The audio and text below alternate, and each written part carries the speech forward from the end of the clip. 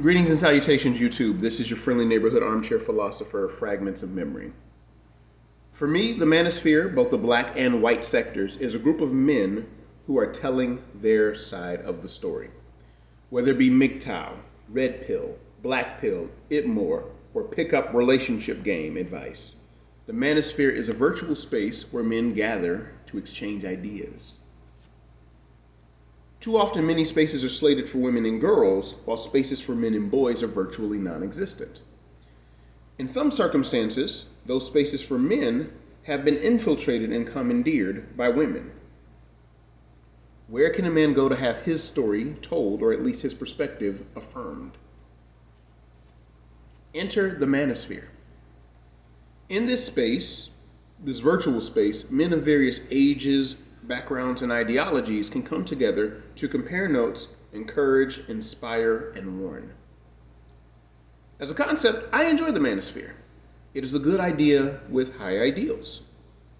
Yet, as Doug Minch, the comic book writer, remarked, ideals and reality seldom coexist. I have witnessed the rise and fall of the many incarnations of the Manosphere. I remember the various squabbles some Manosphere content creators had amongst each other due to differences of opinion and perceived slights to one's honor or ego. I have seen many of the content creators be censored and canceled by their opponents via the great YouTube gender war. Many critics of the Manosphere, the black one in particular, have been accused of promoting misogyny or misogynoir and woman bashing. I see the entity called the Manosphere as a challenger to long-held narratives. One of them being the man is always bad and the woman is always good narrative. The YouTuber Sergeant Willie Pete remarked on this particular thing in one of his vlogs. Men are made out to be demons and monsters born in sin, while women are made to appear as holy ethereal angels emerging from the elixir of life. We talk about equality between the sexes, but we don't really believe in it. There seems to exist a great deal of this for me and not for thee rhetoric when it comes to issues between men and women. With that being said, I am neither unaware nor callous towards the challenges women face in this world. I recognize that sexism and racism exists, as does colorism and featureism for women of color, whether they be black or other women of color, whether you're talking Asian or Hispanic, those issues are present. One person's story doesn't always negate another's. Two things can be true simultaneously. Yes, women have been victimized, and there's a lot of work to do when it comes to those women who are being abused physically, emotionally, and spiritually. Yet, this is not the whole story. I once made a video here on YouTube stating that we are all coming from some place. Each of us comes to the table, whatever table you call it, with our lived experiences, our fears, hopes, and prejudices. Are there problematic elements within the ideologies found or within the rhetoric found in the Manosphere? Sure, you bet. I would advise that as we listen to the different content creators within this entity called the Manosphere, we keep in mind that the Manosphere is a mosaic. It is a tapestry and not a monolith. Just as in real life, all men don't think alike, nor are they all alike. I don't agree with everything that the content creators within the Manosphere say, but there are different elements of each creator that give me food for thought or ideas that I would like to incorporate in my own life. As a tween in the late 80s and early 90s, I grew up hearing the phrase, all men are dogs, niggas ain't shit, boys only want one thing, etc. And I've remarked on this on previous videos. During this time, it seemed to me that being born male made me a monster by default. Yet from my perspective, I never saw the girls around me being called out for their bad behavior. With the benefit of hindsight, I see that those girls were going through their own battles.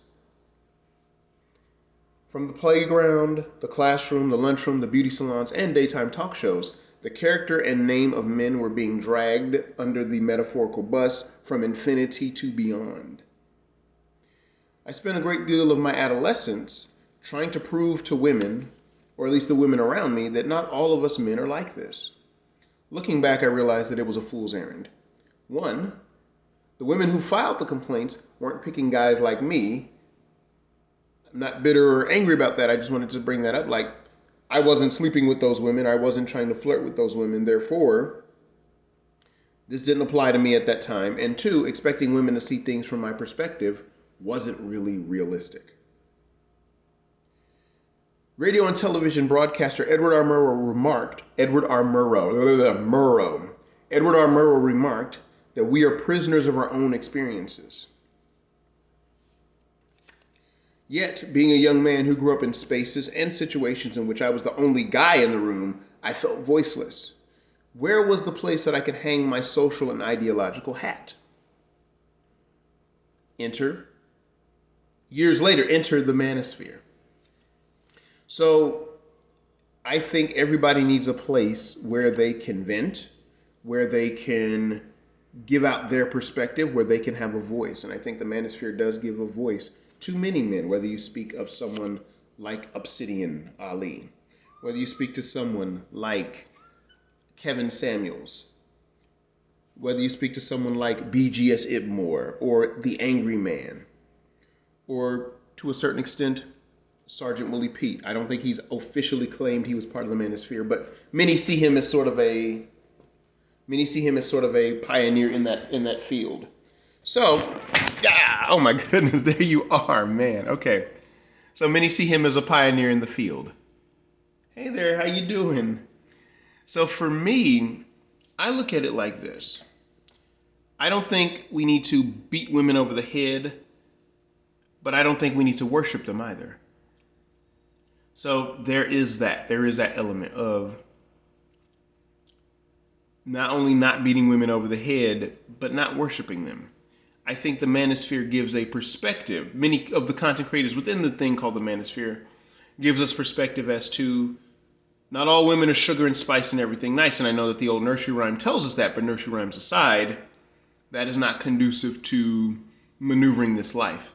But the Manosphere does more than talk about issues between the sexes. The Manosphere also discusses, hey men, what is your quality of life? What are you doing with your life? What are you doing to enhance your life or make things better for yourself?